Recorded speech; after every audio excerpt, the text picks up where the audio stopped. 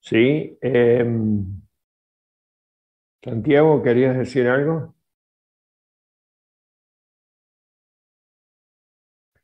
Recordatorios. Seguimos con la fecha del parcial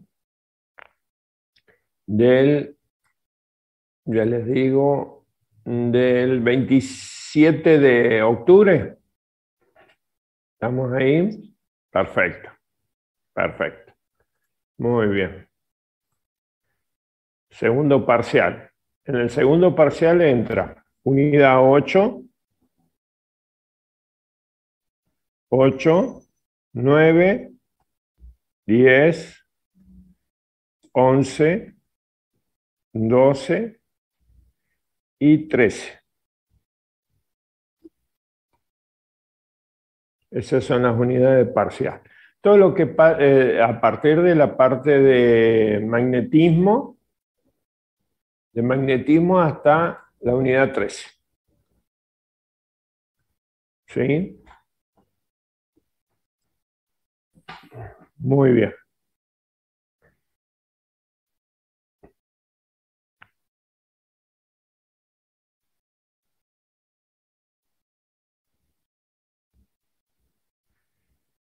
De acuerdo a lo que veo acá en el calendario, probablemente el día 20 nos quede como clase de consulta. ¿Sí? Yo creo que vamos a terminar entre el 6 y el 13 la unidad número 13. Entre el 6 de octubre y el 13 de octubre terminamos la unidad número 13 y el 20 haríamos una clase de consulta. ¿De acuerdo? Así que el 27, bueno, seguimos con el parcial. El 3 de...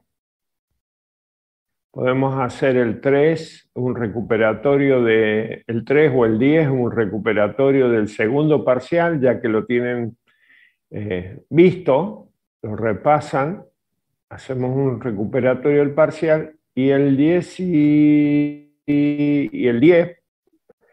Y la semana siguiente hacemos para los alumnos que necesiten recuperar el parcial, el primero. ¿Sí? Así no... Sí, ¿por qué eh, está bien, está bien. No, eso lo podemos manejar, no hay problema. El 3 y el 10, ok. Pero el tres tiene que ser el segundo parcial, porque así ustedes ya lo tienen visto, solamente le quedan repasarlo, revisarlo, ¿no es cierto? Para que lo... En cambio, el primer parcial lo vimos en el primer cuatrimestre, así que capaz que les lleve un poquito más de tiempo revisar los conceptos. Para que, bueno, para que no sea tan así, tan rápido todo, ¿no? Muy bien. Acuérdense que de acuerdo al reglamento de la cátedra no se pueden recuperar los dos parciales. Se puede recuperar el primero o se puede recuperar el segundo. Así que hay que tener presente eso, ¿no? Uy, Juan Pablo lo tengo acá congelado en la sala de espera. Bueno, muy bien. ¿Preguntas, dudas, inquietudes? Muy bien. Yo les he subido la unidad número 13.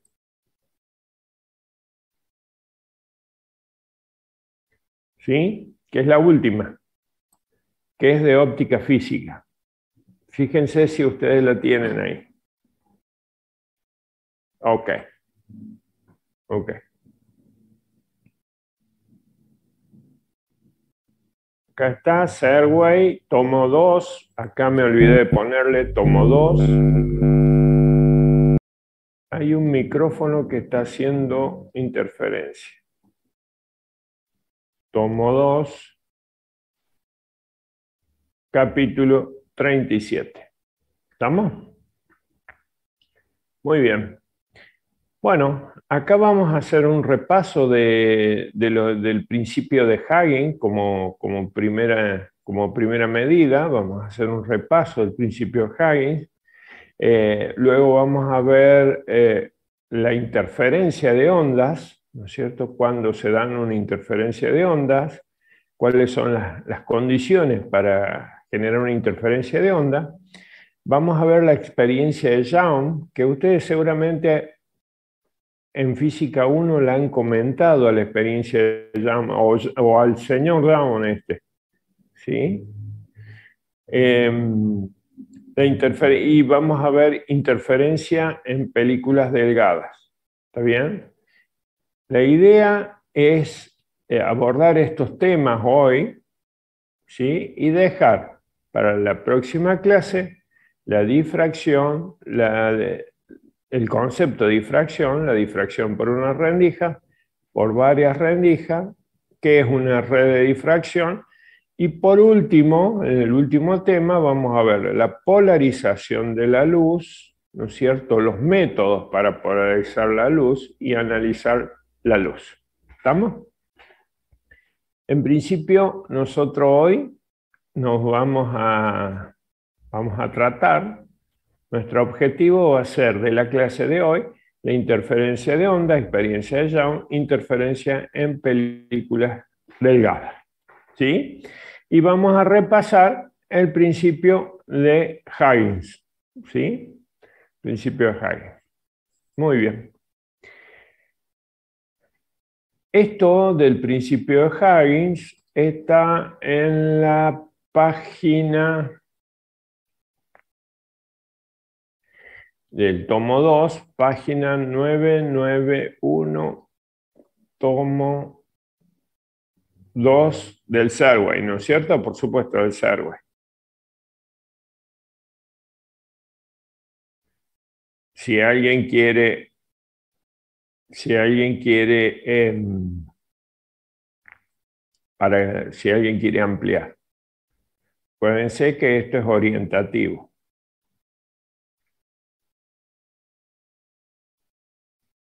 ¿Estamos? Perfecto. Muy bien. ¿Comenzamos nomás? ¿Les parece? Bueno, acá tenemos el principio de Huygens. ¿Qué es esto? ¿Ustedes se acuerdan cuando vimos la naturaleza de la luz en Física 1?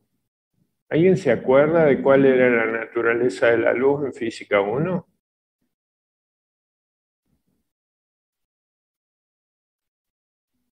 Sol como onda, como partícula. Bueno, exactamente, correcto. El principal arquitecto del modelo de la partícula era Newton, ¿está bien? Y Newton pudo comprobar las leyes de reflexión y de refracción de la luz, ¿no es cierto? Años después aparece este señor, Hans Christian Huygens, ¿sí? Donde dice que la luz es una onda, no una partícula.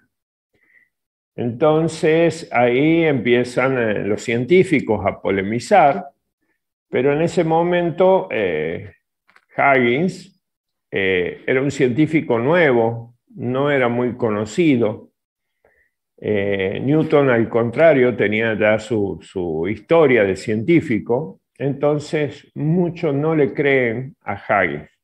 Entonces lo que hace Huygens es tratar a través de su concepto, ¿no?, demostrar la reflexión y la refracción, que son dos fenómenos que hasta el momento se conocían, ¿no? Así que, bueno, él demuestra a través de su principio la reflexión y la refracción. De todas maneras, no le creen mucho a Huygens, no le prestan mucha atención. Y después aparece este señor Young, ¿sí? Thomas Young. Este señor Young lo que hace es lograr la interferencia de dos fuentes luminosas. Y la interferencia, lo que se conoce ahí, la interferencia, se lo logra a través de la interferencia de dos ondas luminosas. Entonces tomas más fuerza el concepto de que la luz es una onda. ¿Y por qué Newton no creía, que la luz era una onda? Y bueno, porque las únicas ondas que ellos conocían eran las ondas mecánicas. Y las ondas mecánicas necesitan un medio para propagarse. Por ejemplo, una onda en una cuerda, ¿no es cierto? Entonces, bueno, a partir de todo esto, del fenómeno, la naturaleza de la luz, ¿no es cierto? Entonces, cuando Hagen plantea esto, bueno, aparece después, años después, Young, y después aparece este señor Maxwell, que a través de sus modelos matemáticos logra establecer que una onda electromagnética tiene la velocidad de la luz en el vacío. Entonces, más se confirma de que la luz era una onda. Bueno, pero allá por 1900 aparece otro físico. Hay muchos en el medio, por supuesto, ¿no? Hay muchos físicos en el medio que también hacen los experimentos, ¿no? Y en 1900 aparece un señor que se llama Albert Einstein y dice, bueno, pero ¿por qué tanta pelea si la luz en algunos momentos se comporta como partícula y en algunos momentos se comporta como onda? Entonces, ahí como que tiene una naturaleza dual, confirman la naturaleza dual de la onda. Entonces, tanto Newton como estos señores estaban en lo cierto, ¿sí? Fíjense que Einstein recibe creo que lo habíamos comentado, recibe el premio Nobel de Física por el efecto fotoeléctrico y no por la teoría de la relatividad, ¿sí? Que tanto se lo conoce a Einstein. Bueno, vamos a ver nosotros entonces qué decía Hagen, cuál era su principio, y vamos a ver si se puede comprobar a través del principio de Hagen los fenómenos de reflexión y refracción de la luz. ¿Les parece? Vamos nomás. Perfecto. Este señor Huygens dice, con su principio, lo que hace es una construcción geométrica para el uso del conocimiento de un frente de ondas, que se podía conocer, ¿no es cierto?, dónde se encontraba un frente de onda si se conocía el frente de onda anterior. ¿Está bien? Entonces lo que hacía era determinar dónde estaba la posición de un nuevo frente de onda en algún instante. ¿Y a qué le llama frente de onda? Bueno, una superficie de fase constante.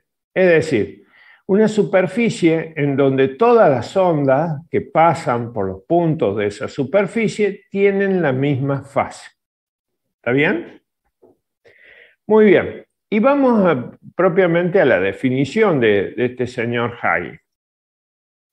Dice, todos los puntos de un frente de onda determinado se toman como fuentes puntuales de luz para producción de ondas esféricas secundarias, llamadas trenes de ondas, que se propagan hacia afuera por un medio con magnitudes de velocidades características de las ondas en ese medio, es decir, dependiendo de las características del medio donde se propaga.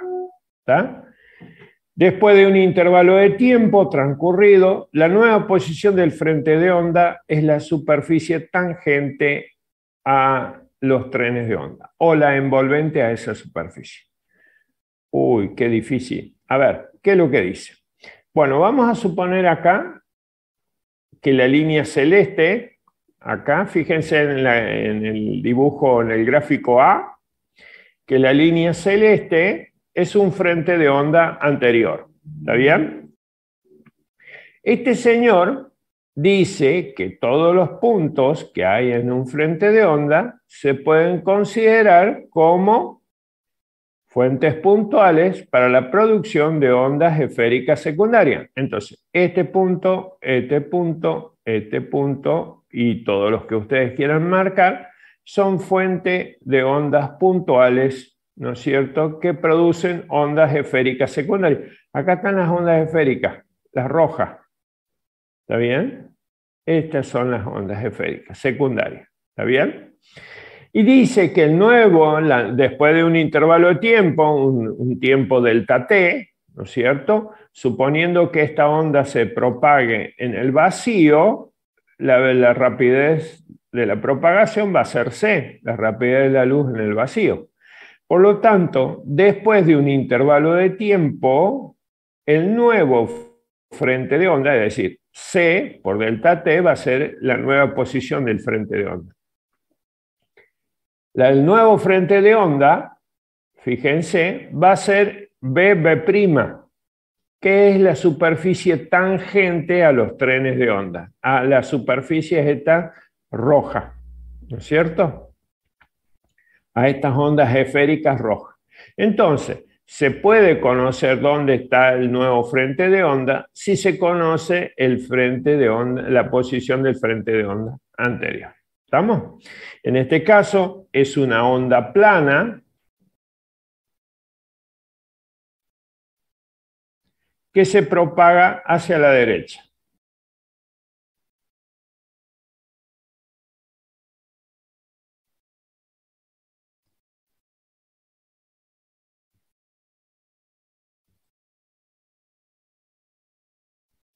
Muy bien. Acá nosotros vamos a tener en el ejemplo B exactamente lo mismo. Un frente de onda que le vamos a llamar A', un frente de onda anterior y el nuevo frente de onda que va a ser B', que esa sería la envolvente de las ondas secundarias o la superficie tangente a las ondas secundarias que son las rojas, ¿no? Pero en este caso fíjense que esta es una onda plana.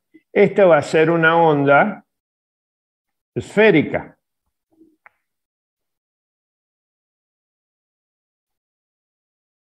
Que se propaga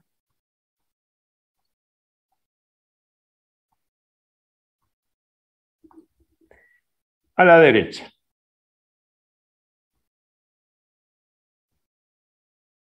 Bueno, esto es lo que proponía este señor Huygens a través de su principio, ¿no es cierto? ¿Sí?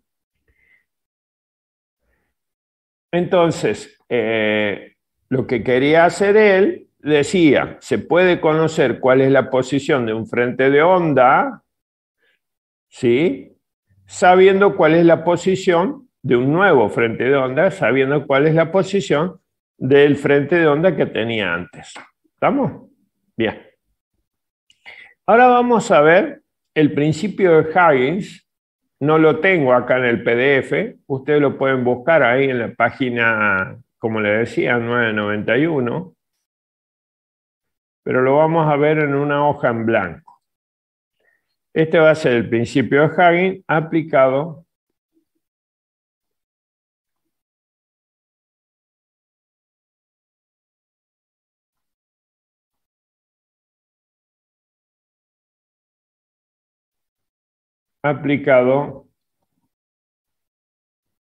a la reflexión y la refracción. ¿Estamos? Bueno, vamos a repasar un poquito. ¿Cuál era la ley de reflexión?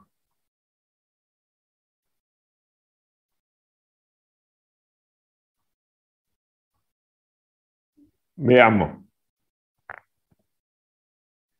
¿Cuál era la ley de reflexión? ¿Alguien se acuerda?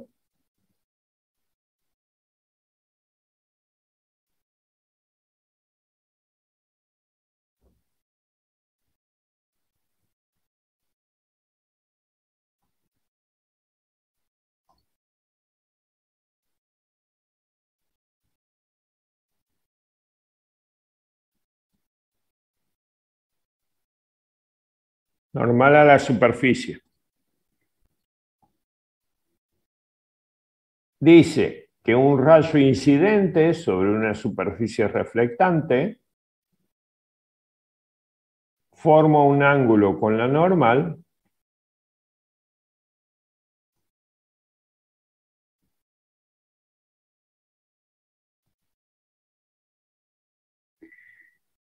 igual que cuando llega acá, cambia de dirección, se refleja. Este sería el rayo reflejado.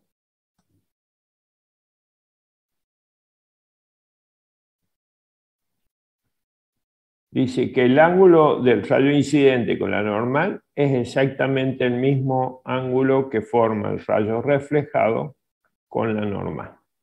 Esa es la ley de reflexión. ¿Está bien?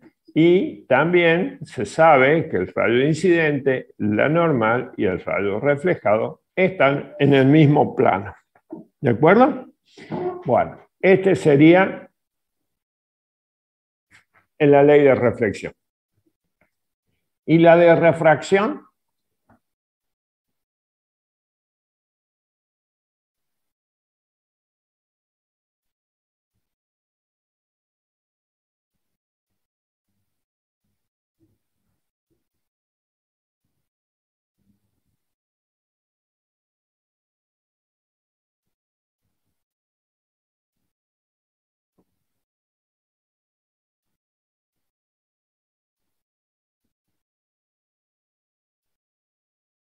No es que es lo mismo, pero en otro Es lo mismo. opuesto, el ángulo. A ver, veamos. Veamos si es lo mismo. Para mí no. La reflexión y la refracción son dos fenómenos de la luz distintos, ¿no es cierto? No, Esta es pero la digo que normal. cambia de fase, pero el ángulo Suponiendo que uno nosotros y el ángulo tenemos 2 son iguales o no. esta superficie que divide, más o menos, esta superficie que divide dos medios, fíjense, también conocida como frontera, cada medio tiene su índice de refracción, N1, N2. ¿Está bien? Su índice de refracción característico. ¿Está bien? Cuando un rayo de luz incide sobre esa superficie, sobre esas que separa los dos medios o frontera, rayo incidente, yo lo he analizado por separado, ¿no? Pero si lo analizamos como fenómeno, parte del rayo se va a reflejar y parte del rayo se va a refractar. ¿Qué es refractar? Bueno, este rayo va a cambiar de dirección. Fíjense que la dirección del rayo sería esta, pero la refracción es esta desviación que sufre el rayo debido a que pasa de un medio 1 a un medio 2. Entonces, en el caso de la refracción, este es el ángulo del rayo incidente y este es el ángulo del rayo refractado. ¿Está bien? Y este rayo es reversible, es decir, si va desde el medio 2 al medio 1, va a ser exactamente lo mismo, ¿no? Fíjense que esta desviación, que es lo que se conoce como refracción, responde a la ley de refracción.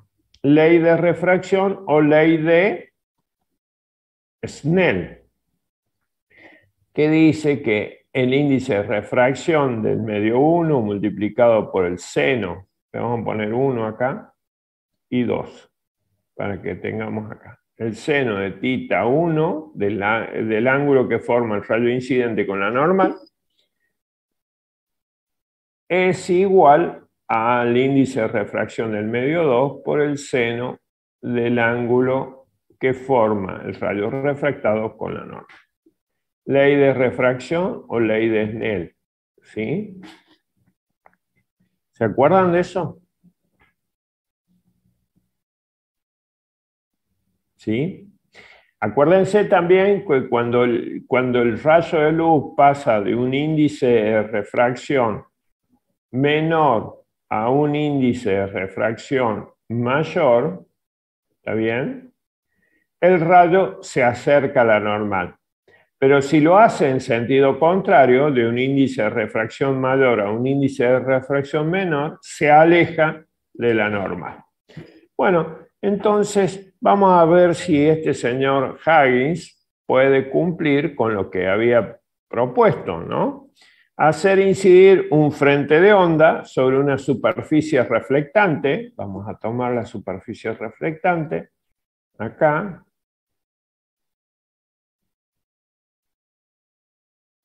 Una superficie especular se llama, ¿no? ¿Sí? Y hace incidir un frente de onda. Vamos a suponer acá,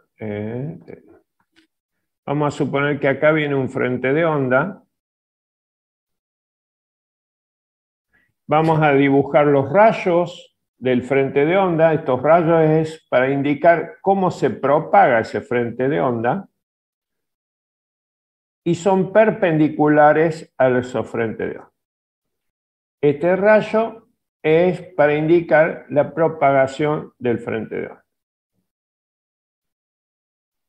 Son perpendiculares ahí. Entonces, acá tenemos ahí y ahí. Ahí viene avanzando un frente de onda. ¿Está bien? Vamos a poner 1 y 2. Fíjense que cuando el frente de onda llega acá, a la superficie,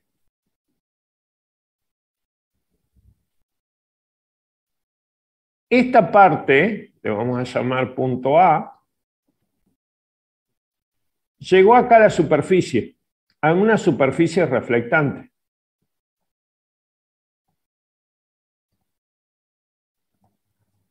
¿Sí?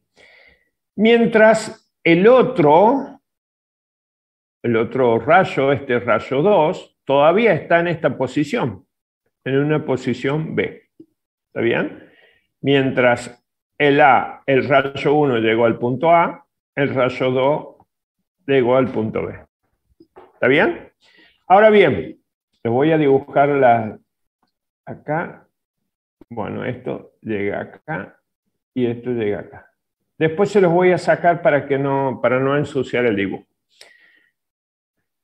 Ahora bien, cuando el rayo 2 hace desde el punto B al punto C, ¿qué va a pasar con el rayo 1? El rayo 1 ya está volviendo, ¿no es cierto? ¿Sí? Ahí está volviendo ahí. Cuando hace de B a C, el rayo 1 ya está volviendo. ¿Está bien? Entonces se va a encontrar, discúlpenme, ahí vamos a... Se va a encontrar en el punto, acá, trazando una perpendicular, en el punto D. Esto sería perpendicular acá. Ya lo voy a dibujar mejor.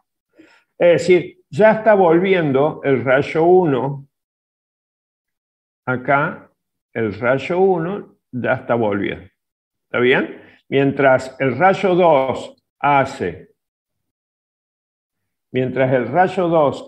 de B a C, el rayo 1 hace de A a D. ¿Sí?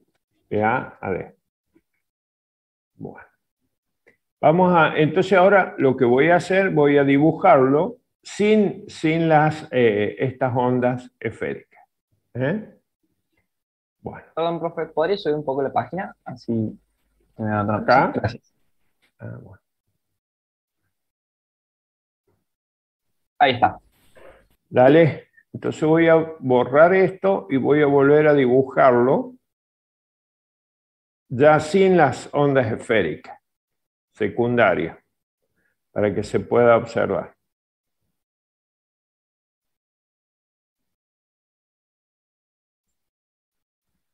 Muy bien, vamos a nuevo. Superficie reflectante, ahí. Voy a tomar el rayo 1 y el rayo 2. Estos van a ser paralelos. Ustedes sepan disculpar. Acá, cuando vamos a hacer los paralelos. A ver si puedo.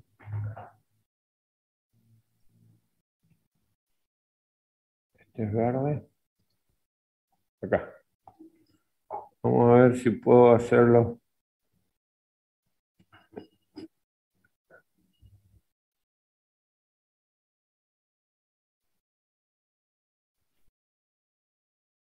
Ahí quedó un poquito mejor. Bueno, este es el rayo 2. Este es el rayo 1. Rayo 1. Y acá vamos a poner los puntos. Bueno, acá, cuando este llega acá, el frente de onda está ahí. Cuando el rayo 1 llega al punto A, acuérdense que esto es perpendicular, ¿sí? Cuando el rayo 2 llega al punto, está acá en B, cuando el rayo 2 hace el recorrido de B a C, el rayo 1 ya está volviendo, ya se reflejó. A eso se refiere, ya se reflejó el rayo 1. Ahí está. Por lo tanto, la envolvente va a estar acá.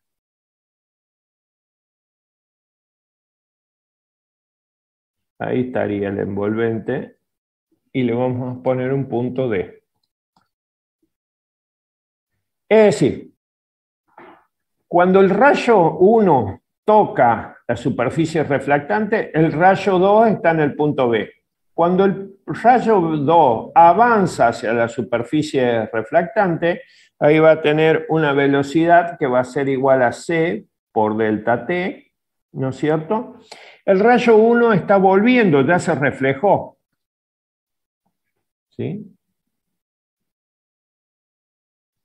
El rayo 1 ya se reflejó. ¿Está bien? Y en el mismo intervalo de tiempo que el rayo 2 hace de B a C, el rayo 1 hace de A a D, que es C por delta T. ¿Estamos? Fíjense que ahí me quedaron dos triángulos. Dos triángulos, fíjense. Dos triángulos que van a ser iguales, congruentes. Veamos por qué. Dijimos que BC, el rayo 2, cuando hace el trayecto BC, el rayo 1, este sería el rayo 2, el rayo 1 hace de AC, AD. Y eso es igual a la rapidez de la luz en el vacío por ese intervalo de tiempo delta T. ¿Está bien? Ahora, ahí hay dos triángulos. A ver si me siguen. A, B, C. Este es un triángulo. Y también hay otro triángulo que es A, D, C. ¿Lo ven ahí?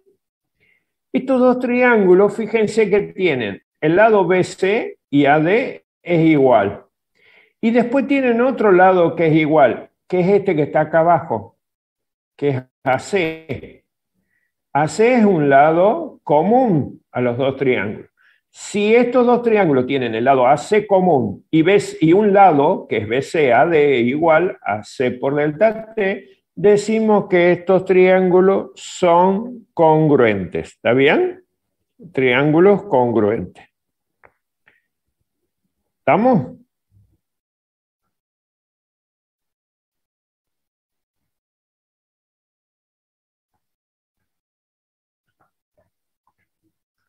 Muy bien. ¿Qué significa congruente? Que son iguales, ¿no es cierto? Ahora, miren acá. A ver, vamos a poner acá. Ok. Vamos a ponerle acá letras. Si yo trazo la normal acá,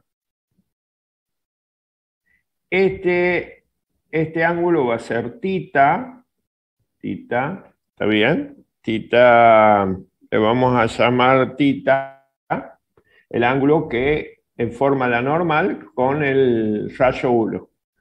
Después el ángulo que forma la normal con el rayo reflejado le voy a llamar tita prima. Respeto toda la simbología que usa el Serva. Entonces, el rayo incidente con la normal forma un ángulo tita. El rayo reflejado con la normal forma un ángulo tita prima. Y voy a utilizar un ángulo acá de este triángulo que le voy a llamar a este ángulo, que sería el complemento de tita, gamma prima. Gamma prima. Por lo tanto, y este va a ser gamma. ¿Qué sería gamma? El complemento de tita. Gamma. ¿Ven? Porque son paralelos los rayos 1 y 2. ¿Está bien? Y ahora necesito que ustedes me ayuden. No sé por qué hay tantos puntos acá. Lo ven a los triángulos, ¿no? Necesito que me ayuden. A ver. Coseno de gamma.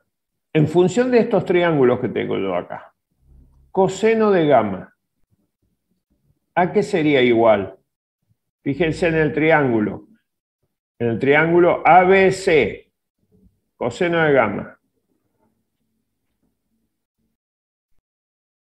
Cateto adyacente, BC, sobre hipotenusa, que sería AC. ¿Está bien? ¿Qué es BC? Y bueno, BC dijimos que es C por delta T, que es la velocidad de la propagación, la rapidez de propagación de la luz en el vacío por un delta T. Es la nueva posición del frente 2. ¿Está bien? Sobre AC. Perfecto. Y en el caso de coseno de gamma prima, ¿a qué sería? Acá, en el triángulo ADC, ¿a qué sería igual?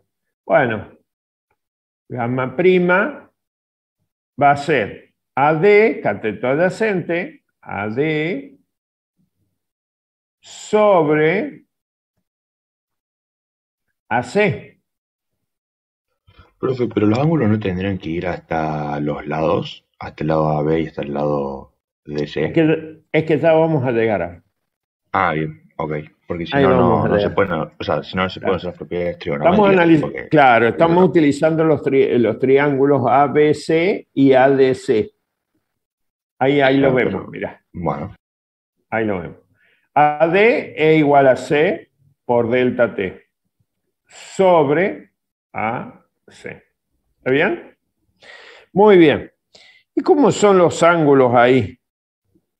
¿Cómo son los cosenos? Fíjense que tienen cateto adyacente C por delta T, C por delta T. Y hipotenusa AC y AC. Por lo tanto, voy a decir que el coseno de alfa va a ser igual, de gamma, perdón, es igual al coseno de gamma prima. Por lo tanto, eso me quedé sin hoja. Bueno. Bueno. Vamos a seguirlo acá. Coseno de gamma es igual al coseno de gamma prima. Por lo tanto, acá voy a tener que gamma va a ser igual a gamma prima. Y gamma no es el complemento de tita. Es decir, por ejemplo, gamma más tita es igual a 90 grados. ¿Está bien? Gamma prima más tita prima es igual a 90 grados. Por lo tanto, puedo decir que gamma es igual a 90 grados menos tita. Y gamma prima es igual a 90 grados menos tita. ¿Está bien? Si gamma es igual a gamma prima, entonces tengo que 90 grados menos tita va a ser igual a 90 grados menos tita prima. Me olvidé del prima acá. Por lo tanto, tita va a ser igual a tita prima. ¿Qué es tita? El ángulo incidente. ¿Y qué es tita prima? El ángulo reflectado, del rayo reflectado. No sé si es lo que me preguntabas vos. sí, mi duda era ahí en la gráfica que, Ajá. por ejemplo, el ángulo de gamma prima está comprendido entre el rayo 1 y, bueno, la superficie reflectante. Y en este caso ese triángulo no tiene ningún ángulo recto en el que se pueda aplicar Claro, y Ah, acá, claro. ahí está el ángulo recto. ¿Ves? Es un Claro, triángulo pero eso para rectángulo. gamma. Ah, bien. ¿Eh? Es un Claro, triángulo rectángulo. ¿Sí? Ese es bien. para gamma. Y para gamma prima tenés acá. ADC. También tenés un triángulo rectángulo. Ah, bien, bien, bien. Genial. ¿Lo podés ver ahí? Sí, ahí lo veo, profe. Genial. Dale. Muy bien. Entonces está comprobado que el ángulo del rayo incidente y el ángulo del rayo reflectado son iguales, entonces cumple con la ley de reflexión. ¿Estamos? ¿Sí? Bueno, denme un minuto, voy a buscar una hoja en blanco, porque saqué una hoja en blanco media mezquina.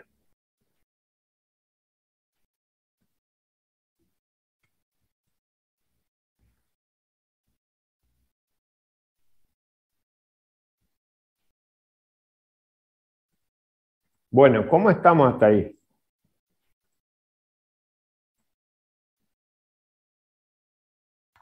Vamos bien. Vamos bien, perfecto. Vamos con la refracción entonces, ¿les parece? ¿Qué pasa con la refracción? A partir del concepto de este señor Huggins, ¿no es cierto? Bien, en este caso yo tengo que una superficie que le llamo frontera. Esta superficie divide dos medios. Entonces tenemos el medio 1 y el medio 2. ¿Está bien? El medio 1 tiene un índice de refracción N1 y el medio 2 un índice de refracción N2. Recuerden que los índices de refracción, vamos a ponerlo en forma general, esta es la refracción.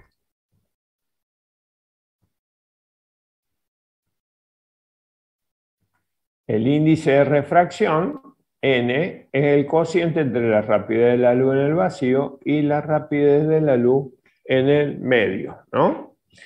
En el caso de que, fíjense que si la velocidad de propagación es menor, el índice de refracción va a ser mayor, ¿está bien?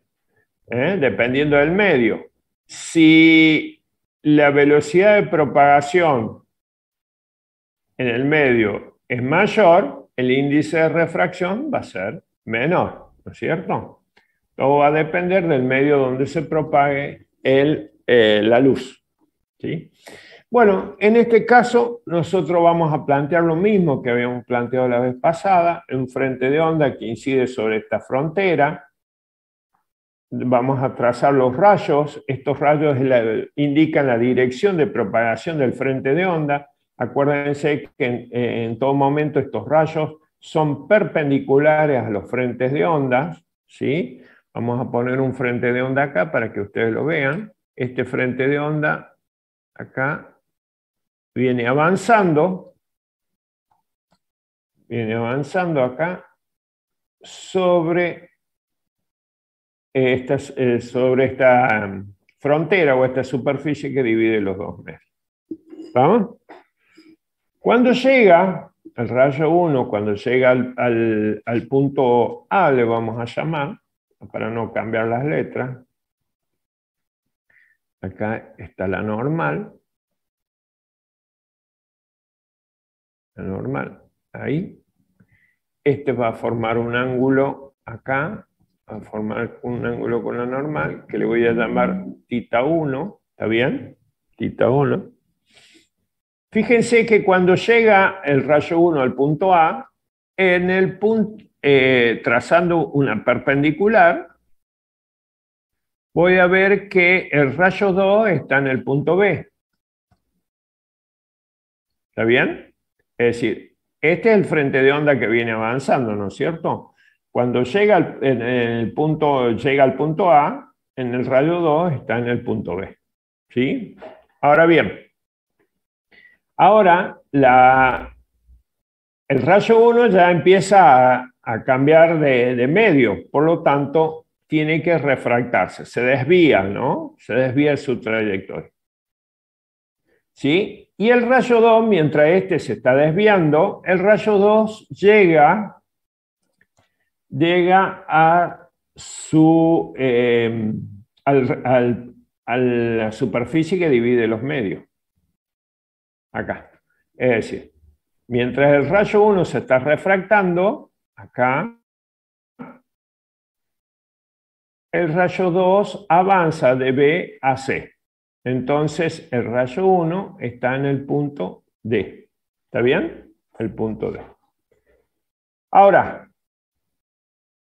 esta distancia BC, fíjense que ahí tiene una velocidad de propagación o una rapidez de propagación del medio 1, C por delta T.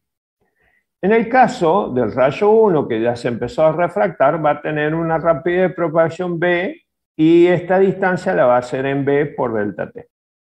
Ahí está, en el mismo intervalo de tiempo. Sí, Juan Pablo.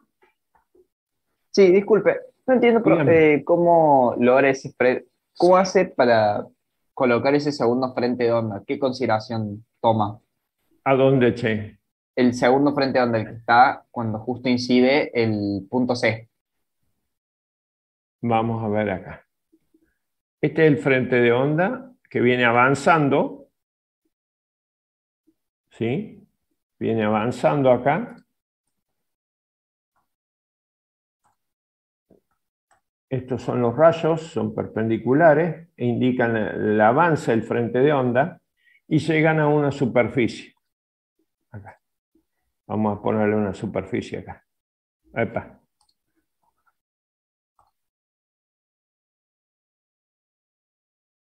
Esta superficie divide el medio 1 del medio 2. ¿Está bien? Los rayos siguen avanzando, el frente de ondas también. Fíjate vos acá, yo voy a seguir haciendo los frentes de ondas acá. Ahí. Y ahí. Nada más que esta parte del frente de onda, ya en esta parte se empezó a refractar. Cuando llegó a la superficie, ya esta parte ya se empezó a refractar. Entonces va a cambiar de dirección el frente de onda. Ah, bien, perfecto. ¿Sí? Pero siguen siendo perpendiculares al frente de onda. Exactamente. Ah, bien, eso lo consigo. Gracias. Imagínate que vos tires una madera. A ver si puedo explicarte de esta manera. Esta es una superficie del agua, ¿no es cierto? Suponete que vos tires una madera de esta forma, que representaría el frente de onda. ¿Está bien? Vos lo tirás sobre una superficie de agua. ¿Qué crees que va a pasar? Esto va a seguir avanzando, ¿no es cierto?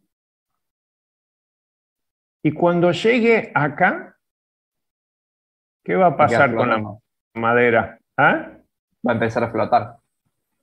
Claro, pero llega primero en este punto, ¿qué va a pasar? Este punto va a empezar a girar, ¿no es cierto? ¿Sí?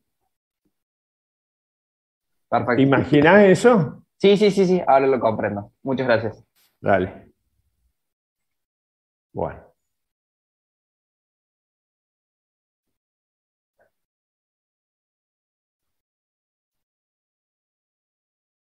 Muy bien. ¿Seguimos acá? ¿Sí? Bueno, entonces, acá tenemos. Este sería el ángulo, me falta acá, el ángulo 2, que yo lo estoy refiriendo al rayo 1, pero en el rayo 2 estaría pasando exactamente lo mismo, ¿no es cierto? Cuando llegue acá, ¿sí? El rayo 2 también va a cambiar de dirección en forma paralela al rayo 1. Ahí está el frente de onda. Y va a seguir avanzando, por supuesto. Fíjate que hizo como una rotación ahí, ¿no es cierto? Fíjate vos ahí. Si yo te pongo los frentes de onda, ¿ves? Como que se hubiera girado. Bueno, Ahora lo que vamos a hacer, fíjense que B1 es la rapidez de propagación de la luz en el medio 1 y B2 es la rapidez de propagación en el medio 2, ¿no? De nuevo tenemos estos dos triángulos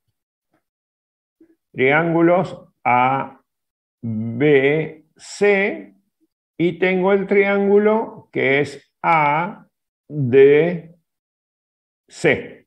¿Está bien? Otro triángulo. Muy bien. Fíjense que, de acuerdo a lo que está planteado en el dibujo, por perpendicular, este es θ 1. Este es θ 1. ¿Sí? Y este es el frente de onda que es perpendicular a 1. ¿Está bien? Por lo tanto, si este es θ 1, este también es θ 1. ¿Sí? Ahí lo ponemos a θ 1 dentro del triángulo, ¿no es cierto? ABC. Y fíjense que lo mismo pasa acá. Si este es θ 2, este θ 2 es el ángulo que forma la normal, digamos el rayo con la normal, entonces por perpendicular, este es el nuevo frente de onda, este θ 2 va a estar acá. Acá va a quedar θ 2. ¿Está bien? Dentro del triángulo ADC. ¿De acuerdo? Bueno, ahora ayúdenme ustedes. Vamos con el triángulo. Vamos primero, voy a separar estos dos. No, voy a escribirlo de nuevo. ABC. Este triángulo ABC. ¿Cuál sería el seno en el ABC? El seno de θ 1. Cuéntenme ustedes. A ver, cateto opuesto sobre cateto adyacente. Cateto adyacente, cateto opuesto sobre hipotenusa. La hipotenusa es AC. ¿Está bien? ¿Y el cateto opuesto? BC. ¿Puede ser?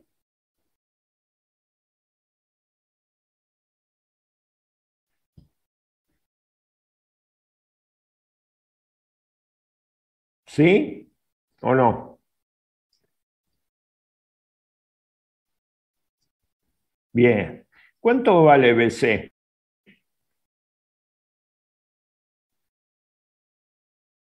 La rapidez de propagación en el medio 1, NS por delta T. ¿Está bien? Bien. Perfecto. Ahora vamos al otro triángulo. ADC. Ahí está, triángulo ADC. ¿Cuál será el seno de θ 2? Miren los triángulos. Seno de θ 2. La hipotenusa es AC. Y el cateto opuesto a θ 2, acá en este triángulo, ADC, el cateto opuesto sería esto, AD. Ahí está. Perfecto. ¿Está bien? Y AD no es ni más ni menos que la rapidez de propagación en el medio 2 por delta T. Ahí está. El mismo delta T que utilizamos anteriormente. Esto es igual a C. Perfecto. Estamos. Ahora, si divido seno, dividimos seno de θ 1 dividido en seno de θ 2, ¿a qué es igual?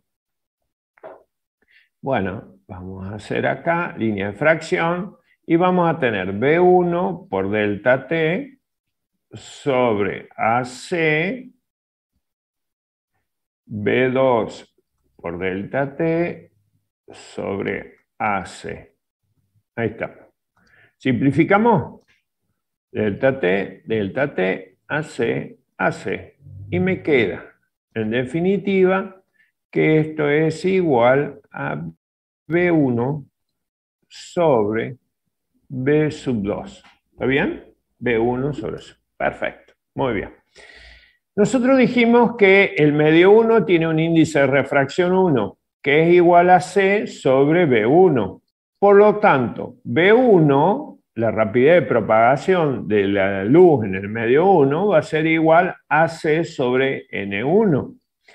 Lo mismo pasa para el medio 2. El índice de refracción del medio 2 es igual a C sobre la rapidez de propagación de la luz en el medio 2.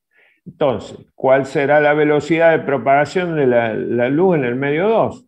Entonces va a ser C sobre N1. N2. N2.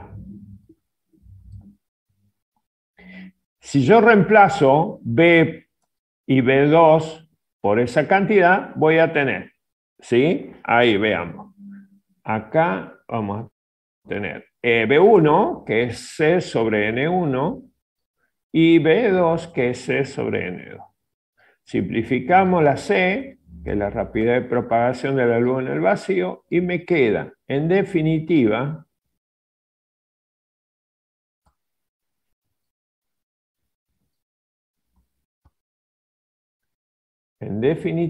me queda que esto es igual a N2 sobre N1. Pasando el limpio, voy a tener que N1 por el seno de tita 1 va a ser igual a N2 por el seno de tita 2. Y esto no es ni más ni menos que la ley de refracción o ley de Snell. ¿Está bien?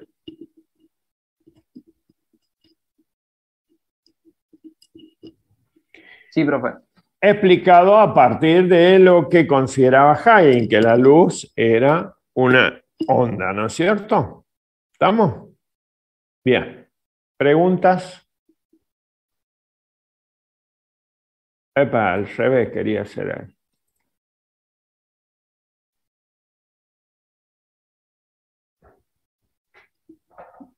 Muy bien. Ahí estamos. Vamos entonces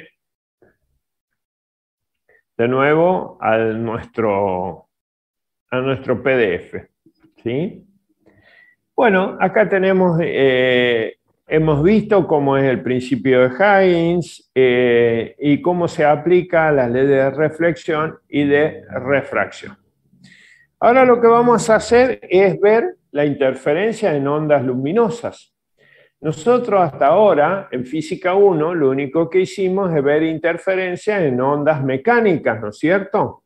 Por ejemplo, en cuerdas, en sonido, ¿no es cierto? ¿Sí? Pero acá la interferencia, vamos a verla en interferencia de ondas luminosas. De hecho, la óptica física, o también llamada óptica ondulatoria, porque toma como concepto de que la luz es una onda, ¿no es cierto? También llamada óptica ondulatoria. Entonces vamos a ver cuáles son, digamos, los requisitos para que una onda o dos ondas luminosas, ¿no es cierto?, puedan producir una interferencia, ¿no? Bueno, nosotros decimos, ¿se acuerdan ustedes cuando las ondas, dos ondas que viajaban por una misma región en el espacio, podían interferir constructivamente o destructivamente? ¿Se acuerdan de eso?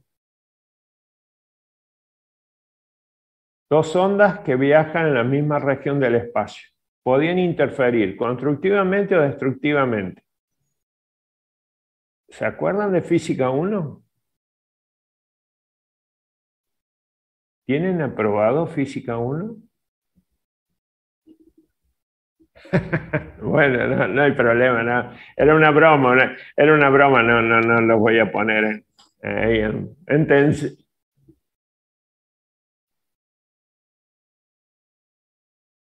Claro, pero esto es una de las últimas unidades porque tiene que ver con las ondas mecánicas. No sean problemas, es una broma, es como para que por lo menos participen. No. Bueno, yo les comento. El año pasado nosotros vimos las ondas mecánicas. Las ondas mecánicas necesitan un medio para propagarse. ¿Sí? Bueno, en el caso de las ondas de interferencia, de ondas mecánicas, nosotros decíamos que si había dos ondas que viajaban en una misma región, podían interferir constructivamente o destructivamente, ¿no es cierto? ¿Y cuándo era una interferencia constructiva? ¿Y cuándo era una interferencia destructiva? Bueno, cuando las amplitudes, ¿no es cierto?, se sumaban, podíamos decir que había una interferencia constructiva y que la onda resultante iba a ser con una amplitud mayor de la amplitud que tiene cada onda, ¿no es cierto? ¿Sí? ¿Y cuándo era una interferencia destructiva? Cuando las amplitudes de las ondas, por ejemplo, supongamos acá una onda mecánica que tiene esta forma, esta es I1, y la I2 tiene la misma forma, la misma amplitud, la misma frecuencia, I2. ¿Cuál sería acá en este caso, la onda resultante va a ser una onda cuya amplitud sea el doble de la amplitud anterior? Eso sería una interferencia constructiva. Y una interferencia destructiva cuando vienen en oposición de fase. Fíjense que esta sería I1, por ejemplo, una onda I1, ¿no es cierto? Y acá vamos a llamarle una onda I2. Vienen en oposición de fase, mire, con la misma frecuencia, todo, ¿no? ¿Cuál sería la onda resultante acá? Bueno, acá, en el primer caso, las amplitudes se sumaban y la onda resultante tenía una amplitud mayor. Pero en este caso, las amplitudes se restan y la onda resultante tiene una amplitud igual a 0. En el caso que las amplitudes de esa onda sean igual a 0. ¿Está bien? Sean iguales, ¿no? Igual amplitud, igual frecuencia, igual longitud de onda. ¿Está? Entonces, en este caso se genera una interferencia constructiva, se suman las amplitudes y la amplitud de la onda resultante es mayor. En este caso vienen en oposición de fase. Estas están en fase las dos, ¿no? Estas están en oposición de fase, por lo tanto las amplitudes se restan y la onda resultante tiene una amplitud igual a 0. ¿Está bien? Entonces, esta sería una interferencia constructiva y esta sería una interferencia destructiva. ¿De acuerdo? ¿Sí? Bueno, en las ondas luminosas pasa exactamente lo mismo, ¿no? Pero tienen que cumplir ciertos requisitos, como habíamos comentado. Para que las ondas luminosas puedan interferir entre ellas, tienen que cumplir estos requisitos. Las fuentes de luz deben ser coherentes, es decir, mantener una fase constante respecto a la otra, que eso es difícil, ¿no? Pero bueno, nada que no se pueda solucionar. Y además, las fuentes de luz deben ser monocromáticas. ¿Qué significa esto? Que tengan una sola longitud de onda, ¿de acuerdo? Ya sea de cualquier color. A ver si ustedes me permiten. Acá tengo, por ejemplo, acá tengo toda la gama de colores, miren. ¿Sí? Pero para que se produzca la interferencia de las ondas, para que podamos ver el fenómeno, tiene que ser una sola longitud de onda. ¿Estamos? Bueno. Acá las ondas se están interfiriendo, pero ya vamos a llegar a eso.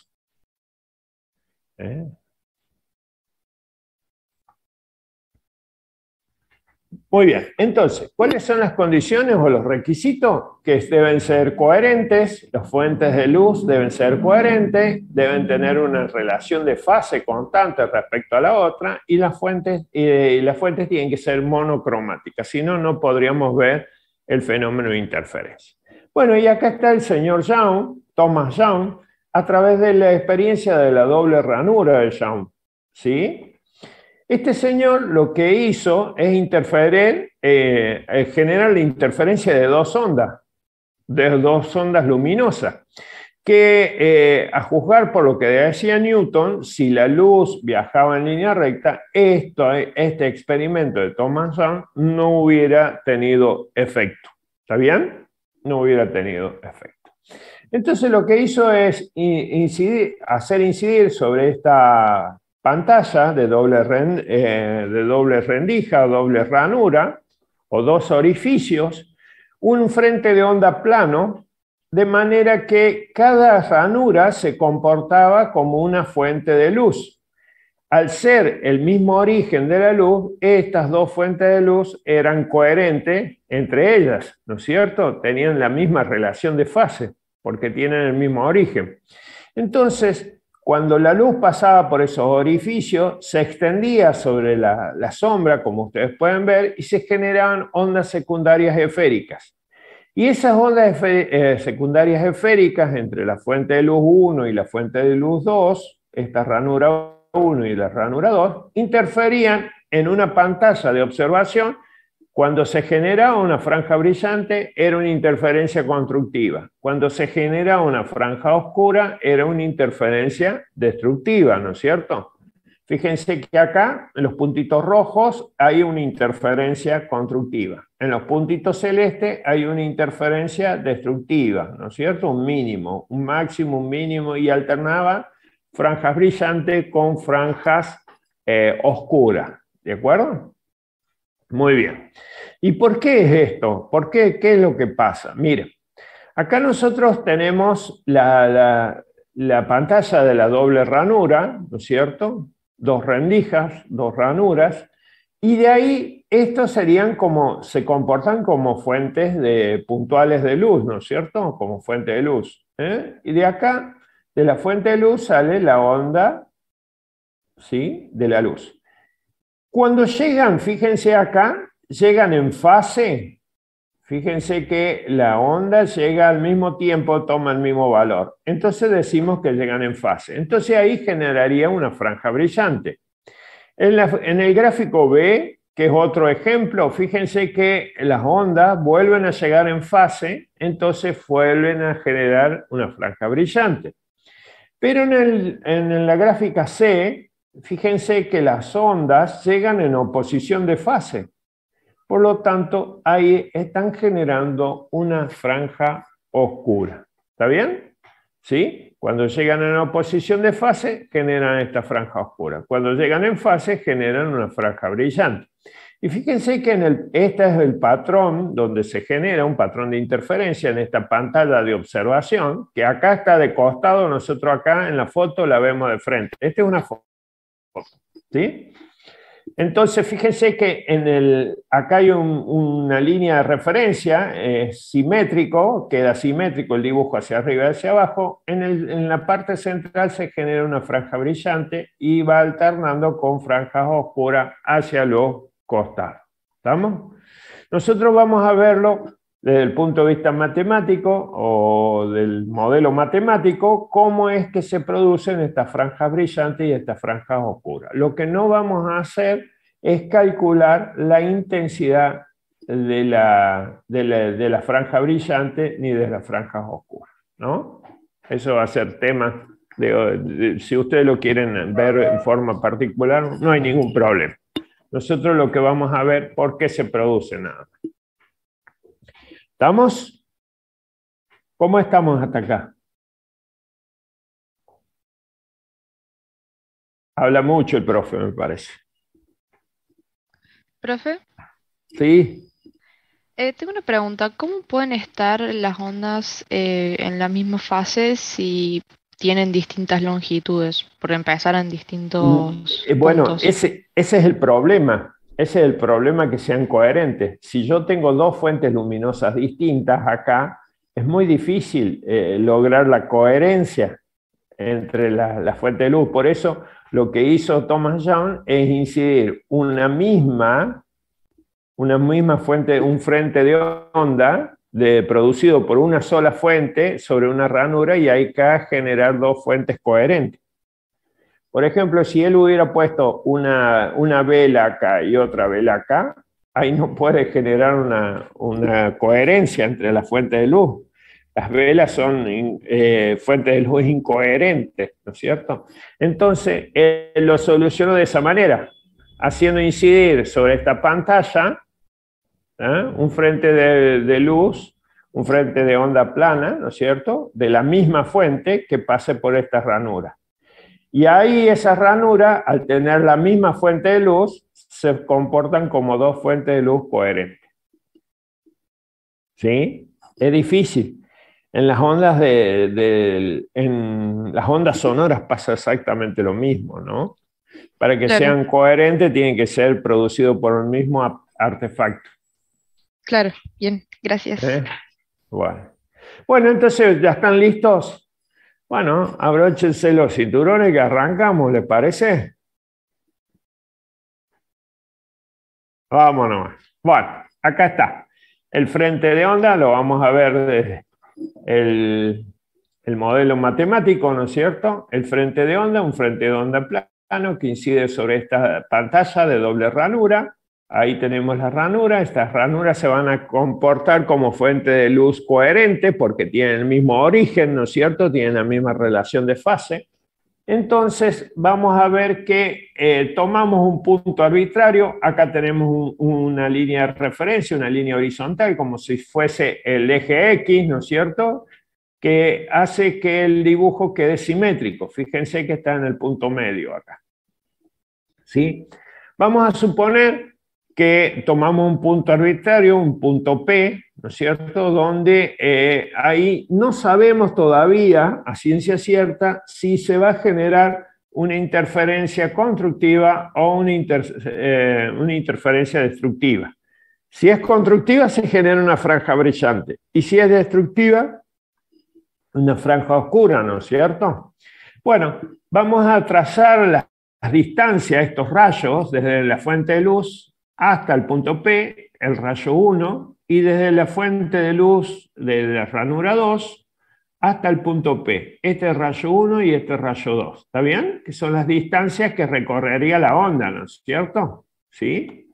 Ahora, fíjense que acá, si yo trazo una línea de auxiliar, a ver si me ven ahí, una línea auxiliar que sea perpendicular al rayo 2, voy a tener esta diferencia de recorrido entre el rayo 1 y el rayo 2.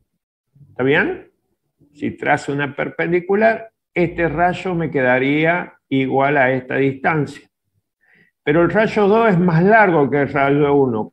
¿Cuánto es más largo? Esta cantidad delta, que se llama diferencia de trayectoria. Diferencia de trayectoria. Es la diferencia que hay entre el rayo 2 y el rayo 1. Es decir, es la diferencia de caminos recorridos por la onda en el rayo 1, de la fuente 1 y la fuente 2. Fíjense que acá supongamos que yo le hago esto, ¿no? Ahí llegarían en fase. Bueno, la diferencia de camino que tienen esas ondas va a ser esta cantidad. Es muy importante esa diferencia de camino. ¿Por qué? Porque si esa diferencia de camino que tengo yo ahí es un número entero de onda, quiere decir que las ondas van a llegar en fase acá. Ahora, si esa diferencia de camino, diferencia de trayectoria, es un número media onda, 1,5, es un número impar, no un número impar, es una media onda, 1,5, van a llegar en la oposición de fase y en el punto P me van a generar una interferencia destructiva. Entonces es fundamental que tengamos en cuenta esa diferencia de caminos recorridos. ¿Estamos? Bueno, voy a borrar esto y vamos a verlo el dibujo propiamente dicho. Acá en el punto P vamos a tener una coordenada en Y, tomando como si fuese X e Y, ¿no es cierto? Una coordenada en el punto P, ya vamos a ver si el punto P es una franja oscura o una franja brillante. Tenemos el punto C, fíjense que acá los rayos R1, R2 y la distancia que hay entre la pantalla de la doble rendija y la pantalla de observación es L, ¿está bien? Y acá, desde el punto central al punto P, hay una línea de referencia, esta, que es de trazo discontinuo, que forma un ángulo θ con el eje horizontal. ¿Estamos? Bien. Vamos a hacer, física usamos mucho las suposiciones, pero acá nosotros vemos que la separación entre las ranuras es D, ¿sí? La separación entre las ranuras es D. Y vemos que la distancia que hay entre las pantallas, L, es mucho mayor que la distancia que hay entre las dos ranuras, que serían las fuentes de luz, ¿no es cierto? Coherentes, ¿no? Por lo tanto, si esto tenemos acá, que la distancia entre las dos pantallas, la doble rendija y la pantalla de observación, es mucho mayor que la separación entre las rendijas, podemos hacer la consideración de que el rayo 1 es paralelo al rayo 2. ¿Está bien? Que lo ven acá en el dibujo, no lo vemos paralelo, pero lo podemos hacer esta consideración. ¿Está bien? Entonces, a partir de esto, nosotros vamos a considerar que esta diferencia de trayectoria la vamos a determinar acá geométricamente. A ver, veamos acá. Acá el rayo 1, el rayo 2. Acá ya los consideré paralelo, R1 y R2. ¿Está bien? Este es la ranura 1, que es la fuente 1, y esta es la ranura 2, que es la fuente 2. De la distancia, la separación entre las ranuras, ¿está bien? Y trazo una perpendicular entre los rayos para calcular la diferencia de trayectoria. ¿Está bien? Entonces, fíjense, acá tengo tita, acá tengo, este es un ángulo recto, perpendicular. ¿Cuánto vale tita? Y bueno, si yo digo que en ese triángulo que tengo yo ahí, el seno de tita va a ser el cateto opuesto, que es la diferencia de trayectoria, sobre la hipotenusa de ese triángulo, que sería de la separación entre las dos ranuras. Por lo tanto, digo que la diferencia de trayectoria va a ser de la distancia entre las dos rendijas multiplicado por el seno de tita. Tita es este ángulo, es el ángulo que formaría esta línea de referencia, ¿no es cierto?, con respecto a la horizontal. Esta línea de referencia nace acá en el medio y termina en el punto donde yo estoy considerando si va a haber una interferencia destructiva o constructiva. Bueno, esta diferencia de trayectoria es importante, decíamos nosotros, porque acá yo tengo que ver si hay una onda, ¿está bien?, o si hay media onda. Si hay media onda o una onda y media, si hay una fracción de onda, voy a generar una franja oscura. Ahora, si hay un número entero de onda acá, voy a generar una franja brillante. Por lo tanto, voy a decir que si esto es un número, por ejemplo, una longitud de onda, 2 longitudes de onda, 3 longitudes de onda, un número entero de la longitud de onda, entonces voy a generar una franja brillante, una interferencia constructiva. En modo general, vamos a decir que esto va a ser igual a m lambda. Este va a ser un número entero, comprendido entre más menos 1, más menos 2, más menos 3 y así sucesivamente. ¿Qué es m? Es el número de orden. Por ejemplo, acá tenemos 0, 1, 2. Acá tenemos menos 1, profe, menos 2. Es el número de orden de la franja brillante. ¿Sí? Muy bien, ahí está. Entonces, ya tenemos cuál es la condición para generar una interferencia constructiva, una franja brillante, que la diferencia de trayectoria t por el seno de tita, este sería brillante, va a ser igual a un número entero, la diferencia de trayectoria va a ser un número entero de la longitud de onda. Ahora, si yo tengo una fracción de la longitud de onda, en el caso de que d seno de tita, en este caso oscuro, una franja oscura, va a ser una fracción de la longitud de onda. Entonces la fracción la voy a escribir. Este número de orden más un medio. ¿Está bien? De lambda. Entonces acá tengo una franja oscura, una interferencia destructiva. ¿Está bien? Fíjense que acá m también va a tomar el valor de 1, más menos 1, más menos 2, más menos 3. Pero 1 más un medio, ¿cuánto me da? 3 medios, ¿no es cierto? Entonces voy a tener 3 medios de lambda. No tengo un número entero de longitud de onda. Por lo tanto, en esta diferencia yo puedo tener un número entero, una longitud de onda, dos longitudes de onda, tres longitudes de onda y genero una interferencia constructiva. Pero si en esa diferencia yo tengo, por ejemplo, una fracción de longitud de onda, una longitud de onda, una y media, por ejemplo, una y media, ya estoy generando, al final, estoy generando que lleguen en oposición de fase y genera una franja oscura. ¿Se entiende eso?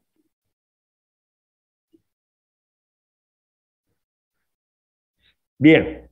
Así como nosotros generamos una interferencia constructiva y una interferencia destructiva, también es bueno conocer cuál es la ubicación de esa franja, es decir, cuál es la ordenada de esa franja. Y fíjense cómo lo vamos a hacer. Pensaba que era borrado.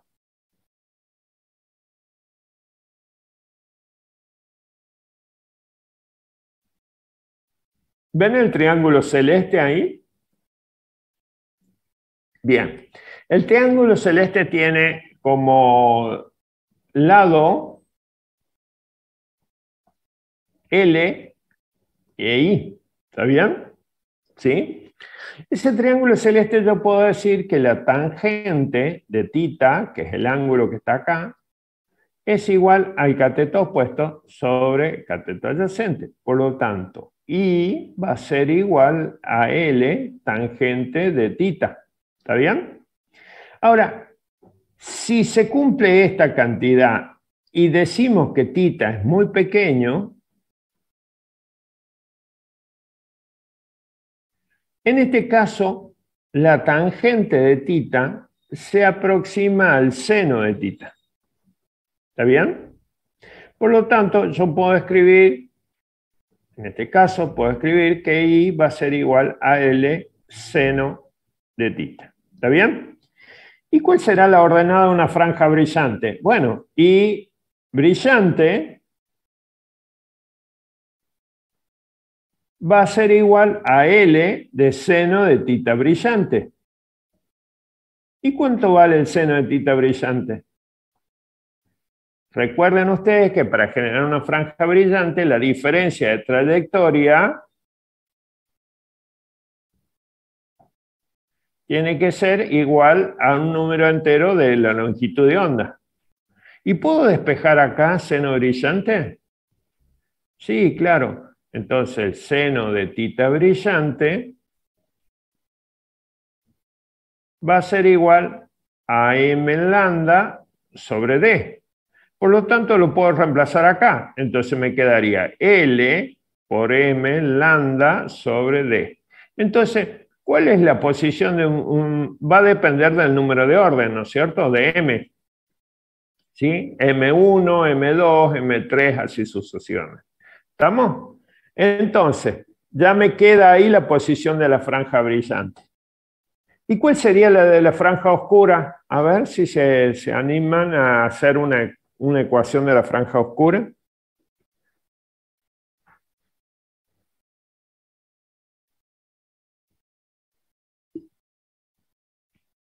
Lo voy a acomodar a este nada más, simplemente. Está correcto. A ver, ¿quiere que borre? Lo escribo acá abajo.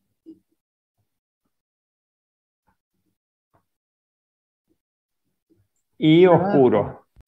Oscuro. Va a ser igual a L de seno de θ oscuro. ¿Está bien? ¿Y cuánto vale θ oscuro? Nosotros dijimos que D por el seno de θ oscuro va a ser igual a M más 1/2 de lambda. ¿Está bien? ¿Sí? Muy bien. Perfecto. Entonces, ¿cuánto vale el seno de θ oscuro? Y va a ser igual a M más 1/2 de lambda sobre D. ¿Está bien? Entonces, ¿cuánto es esto? y va a ser L por M más 1/2 del lambda sobre D. También lo podemos acomodar a esa expresión para que quede más prolija, nada más. Pero el orden de los factores no altera el producto. ¿Estamos? No los veo, pero me imagino que algunos están con la boca abierta.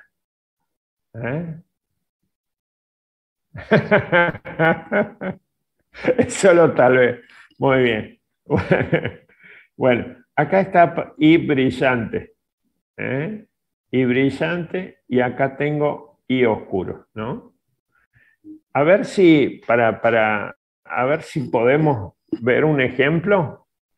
No sé por qué le puse ejercicio, pero más que ejercicio, un ejemplo. A ver, ¿qué dice este ejemplo? Una pantalla de visualización está separada de una doble rendija de 1,20 m, de 1,20 metros. ¿Está bien?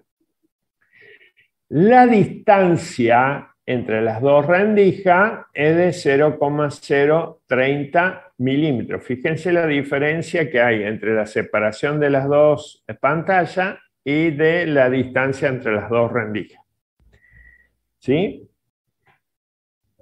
Hacia la doble rendija se dirige una luz monocromática, una sola longitud de onda. ¿Está bien? Y forma una configuración de interferencia sobre una pantalla. La franja brillante de segundo orden, ¿qué es segundo orden? Y bueno, M es el número de orden 2, ¿está bien? Está a 4,5 centímetros de la línea central sobre la pantalla. ¿Me siguen con eso? ¿Sí? Bien. Vamos a ver. Vamos a hacer de nuevo, vamos a... Ahí, ahí. Bueno, en este caso, en este simulador yo no puedo... Voy a actualizar esto, no me permite cambiarlo. ¿Ustedes están viendo el simulador? Sí, profe. Sí. Bueno, ahí lo actualizo.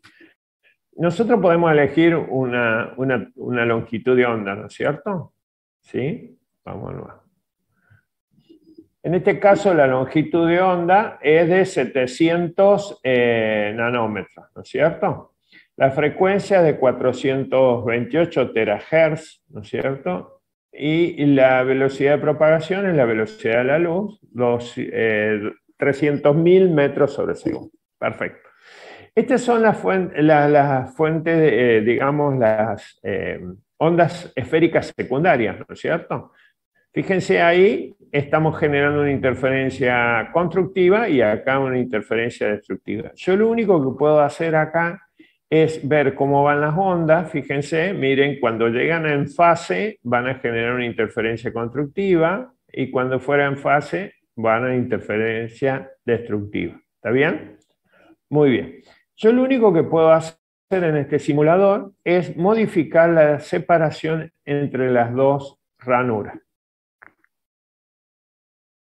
¿Qué pasa? Yo voy separando las ranuras. ¿Qué estamos generando?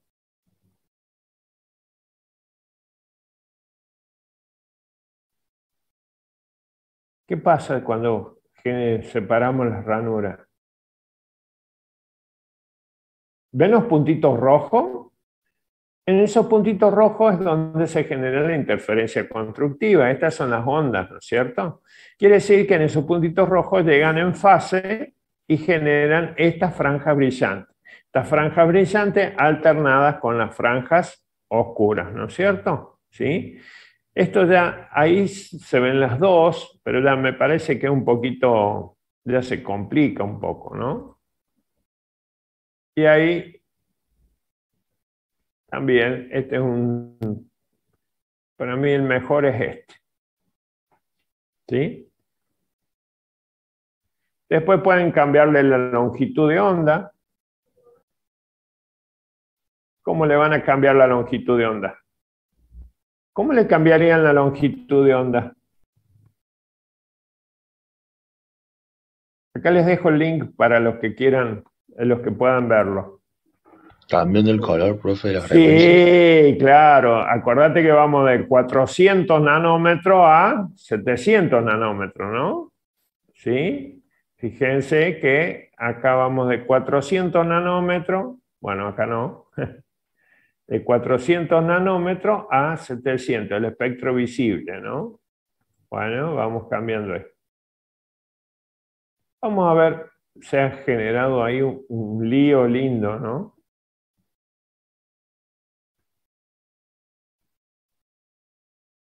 Bueno, vamos a ver nuestro ejemplo. A ver si después lo podemos reproducir acá. Vamos de nuevo. Una pantalla de visualización está separada de 1,2 metros. Acá está la pantalla de la doble ranura. Y la pantalla de visualización que está acá está a 2 metros. Quedó horrible esto. Vamos a hacerlo así.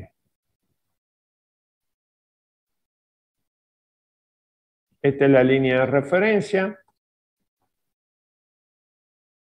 Ahí. Dice que este es S1, este es S2, que la separación entre ellas es D, que es esto, 0,03 milímetros, y esta es L, la separación entre las dos pantallas, que es 1,20 metros. Y este 0,03 milímetros.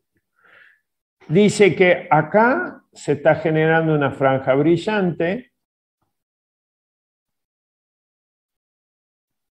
y a una distancia de, este es el número de orden 2, bueno, lo voy a sacar de acá, M2, y a una distancia de I igual a 4,5 centímetros. ¿Estamos? ¿Me siguen? Entonces, esto, acá el rayo 1, rayo 2, y llegan en fase, ¿no es cierto? Llegan en fase. Perfecto. ¿Qué es lo que me pregunta? ¿Cuál es la longitud cuál es la longitud de onda de la luz? ¿Lo puedo calcular a eso? ¿Qué datos tengo? ¿Cuál es la longitud de onda? Es lambda. ¿Sí? Bueno, fíjense los datos que yo tengo. L, tengo D, tengo M, el número de orden, ¿verdad? Todo lo llevo a metro para no cometer errores, lo llevo a metro. Entonces digo que la franja brillante, y tengo el dato de la franja brillante, también la llevo a metro. Tengo que la expresión para calcular una franja brillante va a ser esta, que es igual a L m lambda sobre D, la que acabamos de deducir. Por lo tanto, si yo tengo la posición de la franja brillante, sé la separación de las ranuras, sé la longitud de onda y conozco el número de orden y también L, entonces despejo la longitud de onda. Es decir, que esta longitud de onda es aproximadamente a 560 nanómetros. ¿Está bien? 560 nanómetros. Esa es la longitud de onda. Y después me pregunta, calcula la distancia entre las franjas brillantes adyacentes. Quiere decir que entre una franja y otra, entre esta franja brillante, acá hay una oscura, y otra franja brillante, ¿no es cierto?, que calcule esta distancia. Entonces lo que yo voy a hacer es lo siguiente. Voy a hacer la diferencia de la ubicación de la franja brillante superior menos la franja brillante de un orden inferior, ¿no es cierto? De un orden m y de un orden m más 1. Entonces esta diferencia, este delta i, me va a dar a mí la distancia en la que están las dos franjas brillantes. Si yo planteo la ecuación, me queda que la diferencia de esto va a ser L lambda sobre D. Es decir, L por lambda sobre D. Esa sería la expresión final. Entonces, si yo multiplico 1,20 metros por 5,6 por 10 a la menos 7 metros dividido en la separación que era 3 por 10 a la menos 5 metros, ya estaría ahí calculando cuál es el delta I que va a haber entre las dos franjas brillantes. Si nosotros calculamos el delta I, dice que va a haber 2,2 aproximadamente de separación entre una franja y otra. ¿Cuánto dijimos la longitud de onda? 560. Acá les puse corresponde a un verde casi amarillo. Veamos. ¿Cuánto tengo ahí? 560. Y bueno, más o menos. Longitud de onda acá. Es un verde ciano, un ciano casi.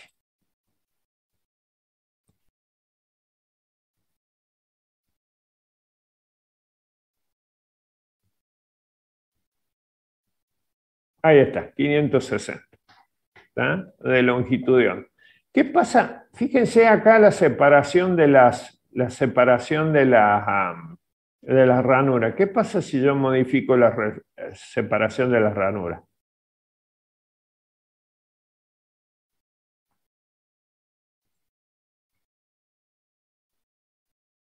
¿Qué observan ustedes en la pantalla de observación? Si acerco la ranura, se alejan la distancia entre las franjas puntos de incidencia. brillantes. Exactamente. Fíjense ahí, las alejé a las ranuras y las franjas brillantes se acercan. Y yo, si acerco las ranuras, las franjas brillantes se separan más. ¿Lo ven? Bueno, esto sería más o menos lo que es una interferencia constructiva y una interferencia.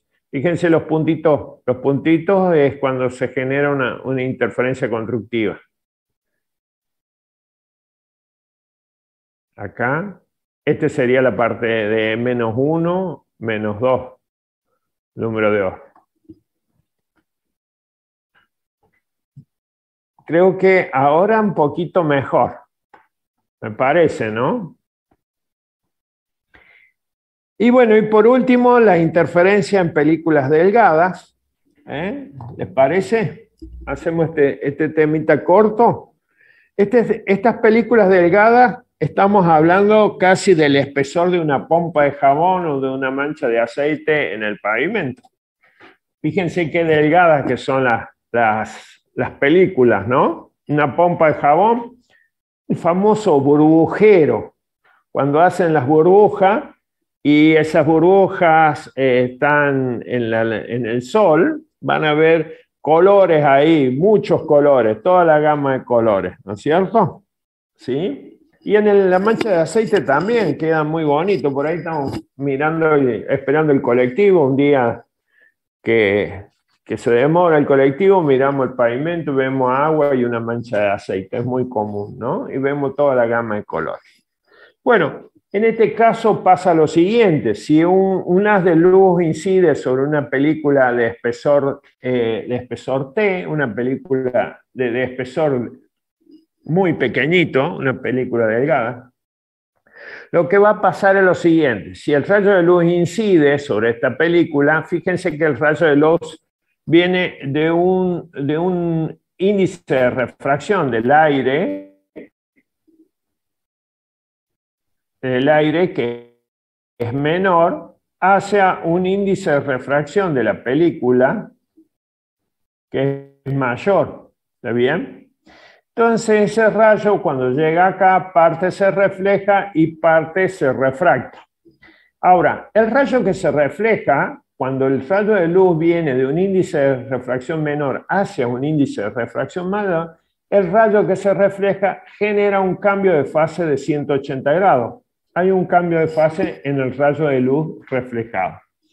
En el caso de la parte del rayo que se refracta, fíjense que se refracta, cambia de dirección y se vuelve a reflejar en la superficie inferior de la película, ¿no? ¿Sí? Y si se refleja, parte se va a refractar y parte va a subir hacia la superficie superior de la película, ¿no? Y se va a volver a reflejar y volver a refractar. Bueno, en este caso, el rayo de luz que viene de un índice, fíjense en este caso, viene de un índice de refracción mayor hacia un índice de refracción menor, esto viene sin cambio de fase. ¿Está bien? Sin cambio de fase. Entonces, el rayo de luz que viene de un índice de refracción menor hacia un índice de refracción mayor, ahí el rayo reflejado va a generar un cambio de fase. En el caso de que pase el rayo que venga de un índice de refracción mayor hacia uno menor, no hay cambio de fase. ¿Y esto para qué queremos saber nosotros? Porque si este rayo cambió de fase y no cambió de fase, hay una diferencia de fase de 180 grados. Por lo tanto, acá no se va a observar luz, ¿no es cierto? Va a haber una interferencia destructiva. ¿Y cuál es la diferencia entre este rayo y este rayo de recorrido? La diferencia de trayectoria. ¿Cuál sería la diferencia de trayectoria entre el rayo 1 y el rayo 2? La diferencia de trayectoria. El rayo 1 viene y se va, pero el rayo 2 hace este recorrido, mire. Viene acá, se refleja, viene acá, se refracta. Entonces, la diferencia de recorrido entre el rayo 1 y el rayo 2 es esta B, que es tan finita, que la película es tan finita que puedo considerar que es 2 veces el espesor de la película. Entonces, la diferencia de trayectoria en este caso sería 2T, ¿de acuerdo? 2 veces el espesor de la película.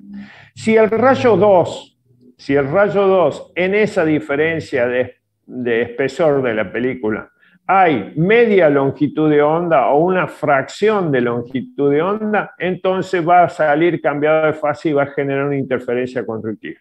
Ahora, si en esa diferencia de trayectoria es una longitud de onda o un número entero de longitud de onda, va a salir fuera de fase con el rayo reflejado y va a generar una interferencia destructiva, es decir, no va a haber luz. Fíjense que en este caso, acá la longitud de onda en el aire es lambda y la longitud de onda en la película va a ser lambda n. ¿Por qué? Porque la longitud de onda va a ser en la película, va a ser la longitud de onda en el vacío sobre el índice de refracción de la película. ¿Está bien? Entonces, para terminar, si la diferencia de trayectoria de los rayos es un número del rayo refractado 2 veces, ¿no es cierto? Es un número entero de longitud de onda, sale en fase con el rayo reflejado y entonces genera una interferencia constructiva, ¿sí? Si la diferencia de trayectoria, fíjense, la diferencia de trayectoria es un número entero de longitud de onda, entonces genera una interferencia destructiva. Para que esto se cumpla, tiene que haber el mismo medio arriba que el mismo medio abajo, ¿no es cierto? Y fíjense que acá la diferencia de trayectoria es igual a una fracción de longitud de onda, pero longitud de onda de la película. Y la longitud de onda de la película es lambda sobre el índice de refracción. Por lo tanto, a esta expresión también la puedo escribir de esta manera. 2T igual a m más 1/2 de lambda sobre n. Entonces, n lo llevo para el otro miembro y me queda 2nt m más 1/2 lambda. Esto sería en el caso de estas películas delgadas, ¿no? De interferencia en películas delgadas. Bueno, yo creo que hasta acá llegamos por hoy, ¿les parece? Así no nos cansamos tanto y cumplimos nuestro objetivo y dejamos la parte de la difracción de la luz para la semana que viene. Si a ustedes les parece, dejamos hasta acá, terminamos por hoy. Espero que les haya gustado, que no se hayan cansado demasiado y nos vemos la próxima clase. Chao, profe, esté bien. Chao, igualmente, Vamos, que ande profe, bien. suerte. Profe, Chao, una suerte. pregunta. Dígame. ¿Este es el último PDF o va a subir uno más? No, creo que sería el último PDF. Bueno, ¿Quiere otro? Le hacemos otro. no. Bueno, bárbaro. No, creo que es el último. Llegamos acá hasta el final. Chao, chicos. Que les vaya bien. Gracias, profe, nos vemos. Chao, suerte. Chao, chao. Igualmente, cuídense.